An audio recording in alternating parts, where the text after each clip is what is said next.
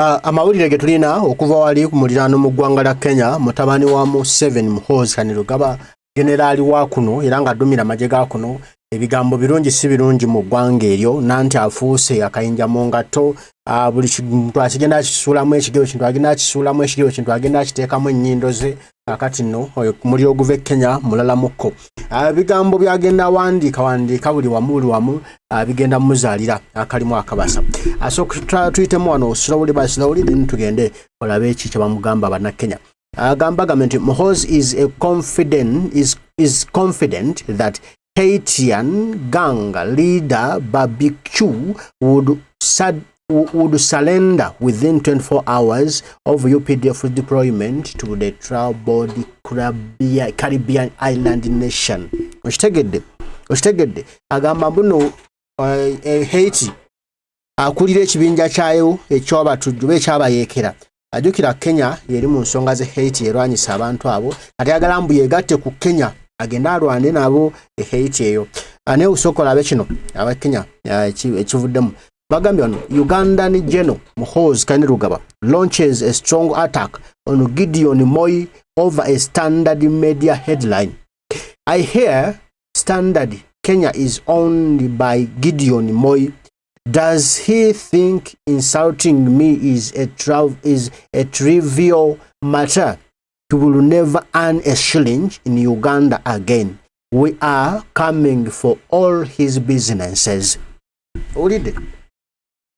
Gideon Moi muna Kenya enanyini lupapula lumanyiddwa nga Standard media oshitegedde kakati bawandiisa omutwe olw'ebino General Muhoozi byagenda yogera palapase byagenda asamwasamwa nabyo n'ebigambo kati omutwe gwe bawandiise nga bamukoona mu kawompo nga bagejinga abilities ze engeri gy'abaddemu promoted wano wali nga tayise mitendera mituufu ne balaga obunafu bwe ne weaknesses ze ekyamukutteko kasuwa n'avaayo nga mukambwe nnyo n'agamba agenda kola kyonna ekisoboka okulaba nga Gideon Moi munnannyini wa mawulire ge bayita Standard media taddamu kukola ssente Uganda mbeera kampani ze zonna azimanyi agenda zifreezinga neze Kenya mbu alina obuyinza e Kenya era mbu Kenya gugenda kujja bagira Gideon Moi oyo musajja muzibu nnyo tabwekebera era yamuyisizzaamu eggaali eri embizo Robert kakati nno omulenzi n'agamba ebyo kandi nekyaddiridde n'agamba bino olutalo lugenda lukula embeera egenda yeeyongera mu maaso naye ogenda kulaba kyekigenda okukkira n'agamba Ugandan President Museveni's son General Muhoozi Kainerugaba shifts stance now declares Kenya his homeland. Olabye wali bamusabuliddeyo n'ayiikayiika n'ateekamu okutiisatiisa abaana ne bonga ne basabula embodooli kati aleeta olukwanirizo kati abalagambwa abiri twabadde tuli mu birala just Kenya njagala nnyo era yensi yange gye neesiimiramu wulira wano agambye and hints at contesting for parliamentary seat. Oshitegedde yagambye mbu Kenya yensi ye gye baamuzaalira era agenda kwesimba okubaka bwa parliament. Wulira, Kenya is my homeland. I love it passionately. No one will ostracize me from my own land. In fact, I'm seriously considering running for a member of parliament seat in Kenya. You think I'm joking? In 2027, I'm contesting for MP in Nairobi. My fellow Nairobians should start campaigning for me. Muhoozi Kainerugaba. Yeah. Omwenge tukunywa gukyamula obulamu naye tegututawanyiza neyano omwenge eyaguyiya sobola enwanuma bagambo yatema bulali newekona nosinzituka nowolola walala enwanuma bagambo yatema bulali omwenge agoye yasobora akati n'oyo mutabani wa Museveni Muhoozi Kainerugaba ng'agamba olwakaliro ke bamutaddeko olubigabo bya Asamwasamwa nabyo e Kenya n'atandika watu bazza mu layini obasuutasuutinga nga bw'agenda okwesimba okubaka ba Parliament Nairobi ate era ng'abagamba mbu batandika omunoonyeza akalulu ba Nairobians banne. Wulira wano bino gonna mawulire ga Kenya si ge Uganda. Uganda kati twavuddeyo dda twayolekanye dda tuli Kenya. Wulira agambye General Muhoozi Kainerugaba, son of Ugandan President Yoweri Museveni, has once again taken to Twitter in an apparent bid to remain relevant. Nozo shirabi okusigala nga ali malo sigala nga wa mugaso okusigala nga ayogerwako atandise okwogera ebya swakaba in Kenya mu Kenya. His posts, which have previously sparked debate and controversy, continue to draw mixed reactions from Kenyan online. Oshitegede nti ebigambo bye ebibozi bye byagenda ayogera ebitalina makulukulu bigenze okugenda nga bimuzaalira kano obuzibu mu ggwanga lya Kenya. Wulira wano byawandise kati no agezaako okutereeza embeera kwanga ebadde egaze ebadde eduze Abekenya balabe edduka bamuwadde vwakwaya mudakika bbiri ng'ali ku mavivi nfukamidde ku mavivi Yetondede Banakenya ng'ampuruzo. Wulira agambye Muhoozi Kainerugaba yennyini gwe tuliko nti I think the problem has to do with the bedroom. Many Kenyan women are dreaming about me when their men are doing nonsense. Oshitegedde bamuyisizaamu eggaali luva okwaya n'awulira nga ne watudde wababiridde.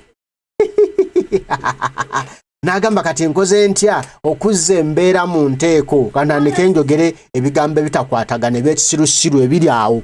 Olwo n'agenda bedroom mataazi atandika okujeregambo abasajja b'e Kenya mbu abakyala ekiboogeza ennyo ekibavumya ye mbu lwakubanga abasajja baabwe eyo mu bedroom mataazi mbu nno bali bubi nnyo kati abakazi balina obusungu ensonga lwaki bamuyisizaamu eggaali. Wulira wano. The way Kenyans are obsessed with me, maybe I should stand for a position there. I'm sure I would win. Oshitegedde kati agezaawo okuzza embeera mu nteeko kubibadde mugazeeko mbu abakyala b'e Kenya engeri gye bannanjagalamu kubanga abaami baabwe tebamalaako sititire n'olwekyo kati baagala nze mbakolera emirimu. Era okumanya neesunze nnyo okugenda e Kenya eyo ngenda kugenda neesimbewo era ne mukulembere. Olwo agezaawo okuzza emitima gyabwe agezaawo okugifuula faani bamuwe attention kubanga olwadde bamusizaamu eggaali nga eyise ne weeyina okukoma omwenge ogunywa ne gukuyisa ne woosula oba wanywedde mulamba. Wulira wano agambye Kenya is my homeland. I love it like crazy. No one will ostracize me from my homeland. Actually, I'm considering standing for member of parliament in Kenya. Mbu Kenya nsi ye ya buzaale nakiwulirako tutalumbuye ng'akyogera. N'olwekyo mbu yeesunze nnyo todayinza kumugaana kusimbawo Kenya wadde okumugambako ekigambo nti woowai. Kakati nno agenda okusimba okubaka ba Parliamenti mu Kenya eyo era omwaka atuwadde gwa 2027. Wanagambye you can usually tell how well men shoot by the straightness of their nose. Kenyan men's noses are all over the place. No wonder their women are frustrated. Oshitegedde abaana bamuyisizaamu eggaali n'agamba kanzide mu byekisiru bintaase. Mbu okumanya obukambwe bw'omwami bw'omusajja olabira ku nnyindo ye engeri gye yasongolamu. Mbu naye kati ye nga balaba ennyindo z'abaana b'e Kenya abasajja abalenzi zonna ziri awo nnagalaale ziringa za nnakyagaba. N'olwekyo mbukumanya bwe zibanga ennyindo z'abalenzi b'e Kenya zinnagalaale kitegeeza tewali mulimu gwe zikola gulimu magezi y'ensonga lwaki abakyala b'e Kenya bali frustrated bayomba bavuma Muhoozi Kainerugaba. Awo nno omanya nti ennamusa etuuse ku nnyooge nti omurro aguwulula. Kitegedde awo manya nti omurro aguwulula. omurro aguwulula gumutuuse. Okitegedde? Ayi n'olaba wano. N'ateekamu awo n'Oluswayiri. Nyinyi wa Kenya tayari. Nimewachukua wanawake wote. Pumzika nilikamata madaraka. Ndogedde ndusomye Olunakenya. Oluswayiri nalusoma nalubaheereza mwana we naluchenchera. Wulira. Okay. You guys think it's a joke. In 2027, I'm standing for MP from Nairobi. My Nairobians should start campaigning for me. Bigambo by'omuchenche. Omulabye, the way Kenyan are obsessed. Abone bawandika. Kati oyo ye mudibidibidi, omudibadabada, omulenzi wa kuno ng'afudde yefudde ensonga mu ggwanga lya Kenya. Akola bino ayokola biri nabo bamuleetedde zizo zipazuka mukunkuru. Wulira wano amawulire gonna age Kenya gali mu kuwandika ku ye. Buli ggulire erisangibwa mu ggwanga lya Kenya gambye liri mu kuwandika ku ye ebikolobero bye ebicunkulu bye byagenda asunkulubana nabyo kati agezaako kutaasa embeera okulaba nga tekimulya nnyo. N'olupapula baluyita K24 digitali. Bawandise kuye mwennyini Muhoozi Kainerugaba mutabani wa Museveni wa kuno bamugambye ebigambo bino. Ulira bulungi Muhoozi, Uganda's militarily ready to join Kenya lead Haiti mission. Watwatandikidde wali mbu yeteeseteese okwegatta ku bannakenya mu kulwanyisa obutujju obuli eri mu ggwanga la Haiti. Wulira embaga. General Muhoozi Kainerugaba, the son of President Yoweri Museveni and the head of Uganda People's Defense Forces, UPDF, has expressed his country's willingness to join the Kenya leading multinational security support MSSS mission in Haiti. Okitegedde embaga ogiwulidde nti yeeteeseteese okwata UPDF yaffe agitwale Haiti ayambeko Kenya mu kulwanyisa abatujju aba Haiti abalwana n'eggwanga la Haiti. Mujjuke ne Uganda bali batwalibwe Haiti eyo. Nupu ya kukola omulimu munene nnyo leeta mu muwadanku nnyingi okulaba nga abantu abo baakomawo ewaka. Wulira embaga eno. In a post on X on Saturday, March 1st, yereero 2025, Muhoozi noted that Uganda had received multiple appeals to join the Haiti mission. However, he made it clear that Uganda's involvement would be contingent upon an official request from either the United Nations or the United States. Ate yagamba United States agibalula. Ate asaba United States emuolukusa. Ulira nti asaba mu kuwandika wakoze olwaleero yegatte ku bannakenya abali mu kulwanirira eddembe ly'abaana be Haiti okulaba nga Haiti eddamu emirembe. Naye UPDF egende Haiti eyambeko mu lwana luno. Naye asaba ensi yonna eveeyo emuyambe emutaase ng'eggwanga lya United Nations yegatte wamu esabe UPDF egende Haiti oba United States Katonda kuba luseke lwa ssente. Wulira wano omudigidi agambye I have received many appeals from our brothers and sisters in Haiti. I want them all to know that we love them very much. UPDF is ready to deploy there. Let the UN or US make a formal invitation to us. We will be there and we will finish all the problems in Haiti. Muhoozi Road. Mbwa awulidde okusaawa okukaaba amaziga emiranga gy'abaana be Haiti nga bamulaajanira mbu taata vaayo tutaase muhoro dame vaayo tutaase muhorozi ojjo oyamba ensi ya Haiti na ya Haiti otujje mu bikolobero bye tulimu binaba otuwonya abatujjukutu bano otuleza ku UPDF agambye mbaziwulira essaala era mba agenda kuweza UPDF ekube bali abalenzi bewanisa UPDF kebalagiseesa neggwawole mulimanya nti ojjo mulina byoya byanswa ulya agambye Muhoozi further bragged azimbye zimbyawo ne yeeragalagamu awo that UPDF would quickly eliminate Haitian gangs if it joined the MSS mission. Engeri gye basabamu okufuna ku ssente z'entalo okitegedde basi bawulira kati bali awo tebalina ssente zibaweddeko nabaza mbu America United Nations Trump takyagaba ssente baba kuno okubye kafu nnyo Trump tagaba ssente bwato kyeyononere basi yatandika olutalo lwe Haiti kati nno munaye byandibanga biganye mbu UPDF wenetriki abete Haiti ejjabba okuba mangu ti nge umazewo UPDF nga linda tukubira ba M23 bamalawo mbu tuli eri Kongo eyo naye maze emyaka n'emyaka n'ebisiibo ekuba bagiyita batene ekuba Uganda EDF teggwayo kati EDF wekulemedde atoge n'okuba egganga za Haiti abalenzi beesuddiya bano ulya within a month we would have eliminated all criminals in Haiti, he wrote. Now, if within a month you would have eliminated all the criminals in Haiti, why within a week or a month, why are you not eliminating ADF in Congo? All M23. Mama nze zijje zindi nnyabo. Okitegedde yembaga yeeyo.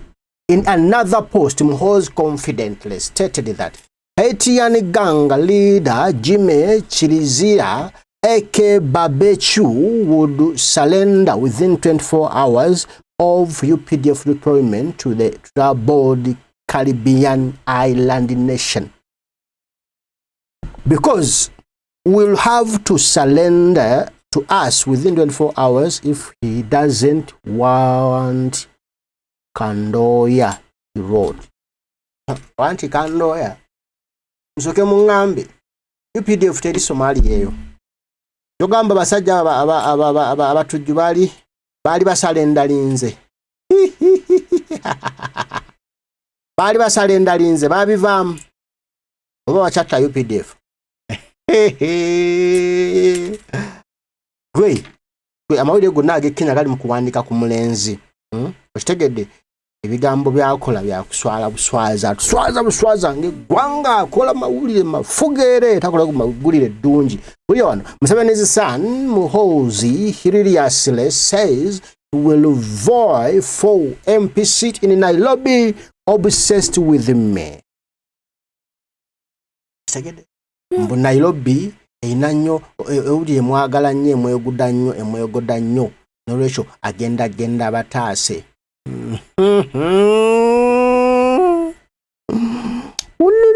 Ulya wano muholo damme wakanaona kanga kusomere naawe kawurre agambye Muhoozi started by claiming that Kenyans are obsessed with him following the newspaper's story and that maybe he should vie for a political seat, which he was confident he would win. Mbaloza ajja kuwangula era alowooza wakabi nnyo. In the following up tweet, the army boss said he believes the problems stem from the bedroom as Kenyan women are dreaming about him because their men are doing nonsensical. Ooh. Ulire mbaga.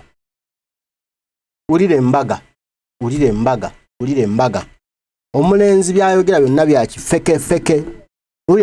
I think the problem has to do with bedroom. Many Kenyan women are dreaming about me when their men are doing nonsense. Oyo mulenzi wammwe mukulembeze w'eggye lyammwe gwe mulinayo ye ebyo bya bedroom matters.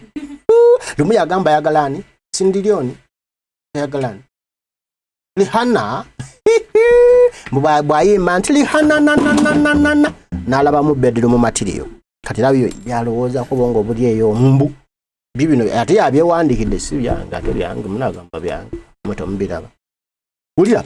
As if that was not enough, Muhoozi took a shot at Kenyan men's noses, claiming that they are not straight enough, hence affecting how they should, and in turn leading to frustration from the women. Bwe nnyindo z'abasajja b'e Kenya birawo bibwatata bibyabya byatavu ng'ebyange. Mbu elengejere ebyabyatavu biri anyway yabyawo byagaagavu. Meaning tebiri straight kona nsonga ku nsonga muzitegedde. Waliwo abaana. Ulio n'agambye. He would have just let it end there, but he decided to continue as he claimed that Kenya is his homeland and he was considering standing for MP. Mbu Kenya gye bamuzaala era akusemba kubaka ba parliament katumusabire. After several replies to this, in his comment sections, the soldier tried to claim that he was not a joke. He was not joking, and that Nairobians should start campaigning for him. Ndoza mbitegedde bebo bemulina wao ate mulina y'omulala.